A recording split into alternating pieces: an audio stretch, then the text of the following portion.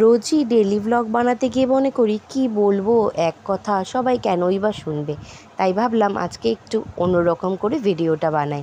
সেটা হচ্ছে এই দেখো, এটা কি বলো তো, নিয়েছি চালের গুঁড়ো, আমাদের সেদ্ধ চাল একেবারে পেস্ট করে একদম ব্যাটার বানিয়ে ফেলেছি। তার মধ্যে লবণ হলুদ দিয়ে আর দিয়ে দিয়েছি তেল, মানে আমি পাশে তেল গরম করতে বসিয়ে দিয়েছিলাম।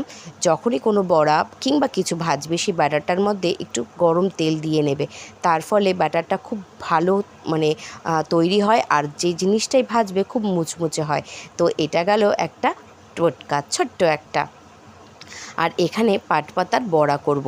শনিবারের বাজার, কি রান্না করব কি না করব এই ভেবেই সকাল থেকে কুল পাই না, কারণ শনিবার তো নিরামিষ থাকে আর বৃহস্পতিবারও নিরামিষ থাকে। তাই ভাবলাম যে ঘরে অনেকগুলো পাটপাতা রয়েছে, তাই একটুখানি বড়া করে ফেলি। তো পাটপাতা দিয়ে বড়া করলে কার কার ভালো লাগে আমার মতন, সবাই কিন্তু একটু কমেন্টে জানিও। তো দেখো এখানে ভেজে নিচ্ছি পাটপাতা, গরম গরম পাটপাতার বড়া দিয়ে যদি ভাত হয়, উফ আর কি লাগে বলো তো, কি সুন্দর দুপুরের খাওয়া পুরো জমে যায়।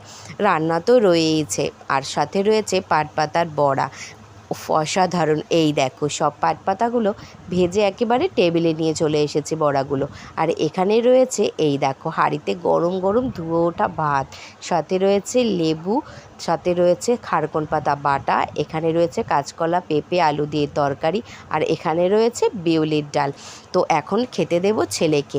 ছেলের ভাত অলরেডি গুছিয়ে ফেলেছি, আর সাথে বড়া দিয়ে দিয়েছি, আর অল্প একটু দিয়ে দেবো খারকন পাতা বাটাও। ছোটো মানুষ তো খুব একটা খেতে পারবে না, তাই একটুখানি দিয়ে দিলাম, যদি ভালো লাগে খাবে, নয়তো আমি পরে তুলে নেব।